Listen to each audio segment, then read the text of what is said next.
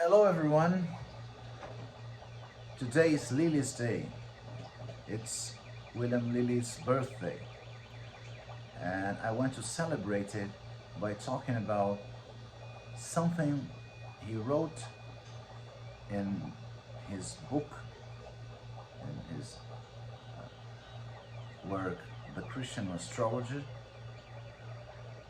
but something he never used. And because people tend more to read about him than to read him, they just know that he wrote about it, but they don't come to the conclusion, to the obvious conclusion, that he never used it. And these things are the considerations before judgment.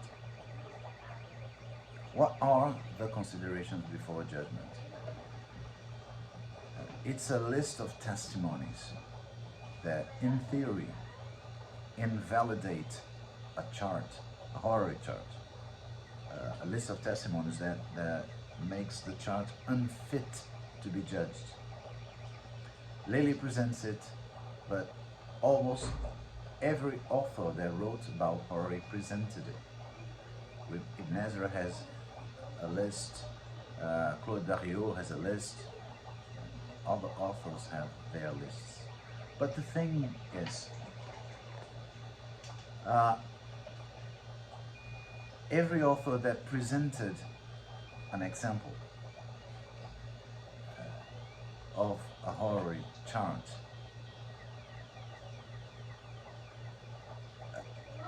I don't know if it's coincidence or if it's on purpose, but everyone that I could find presented a chart that violates at least one of these considerations. Claude Dario does it. His only example has one or two violations of his considerations. Anthony Griffin, the astrologer who wrote a book on horary about death and lost objects. He lived around the same time Lilly did. If I'm not mistaken, Lilly wrote the preface to this book. Also states his considerations and presents a chart that violates one or two. I'm not sure.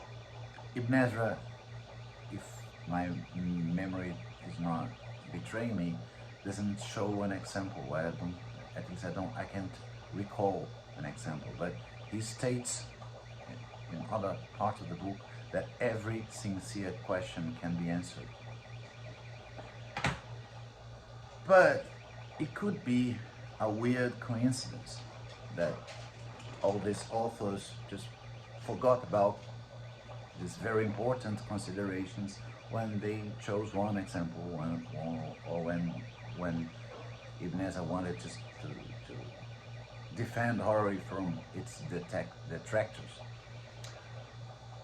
But William Lilly has 35 charts in his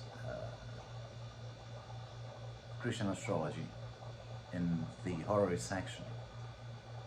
35. He answers 36 questions because he uses one chart for 2 questions. And if we look at the charts with care and read the parts, the section on the considerations at the end of the previous book, the introductory book, we find that only 4 of these charts don't violate any consideration. All the other 31 charts violate at least one. Some of them violate 2, and I am pretty sure there are a couple that violate 3 considerations. And these charts are, at least in theory, the best charts he could find, because these are the charts he used to demonstrate the horary techniques in his book, his big book, the one he wrote to establish himself as a great astrologer.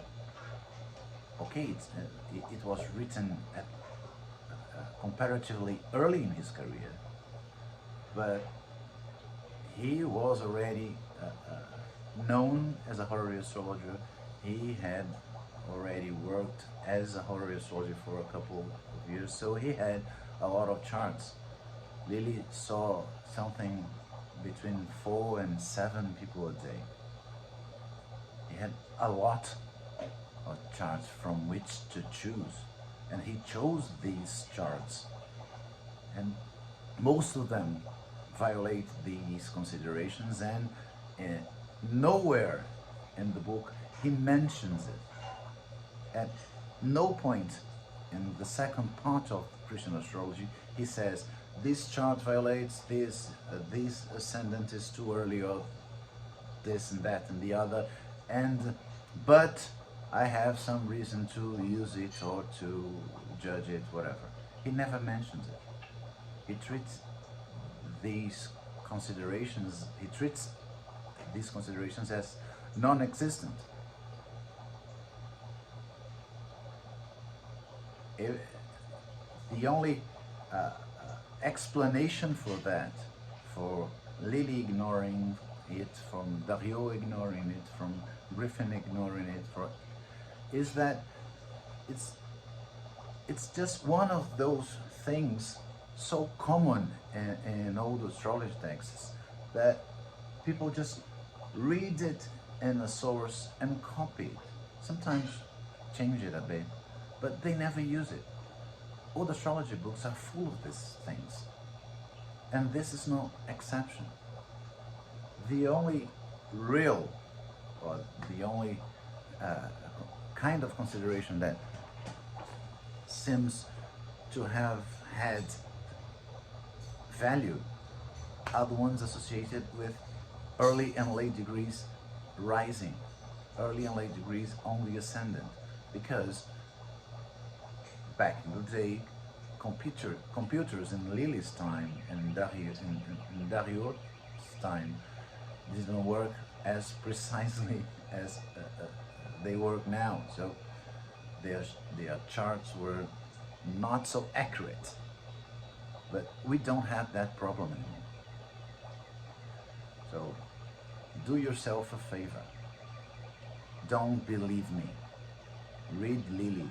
Check his charts and the considerations before judgment section. And after you do that, after you get convinced of it, just forget about them. You don't need them to work. Right? Have a wonderful day, have a wonderful Lilly's feast, and have fun. Thank you for watching.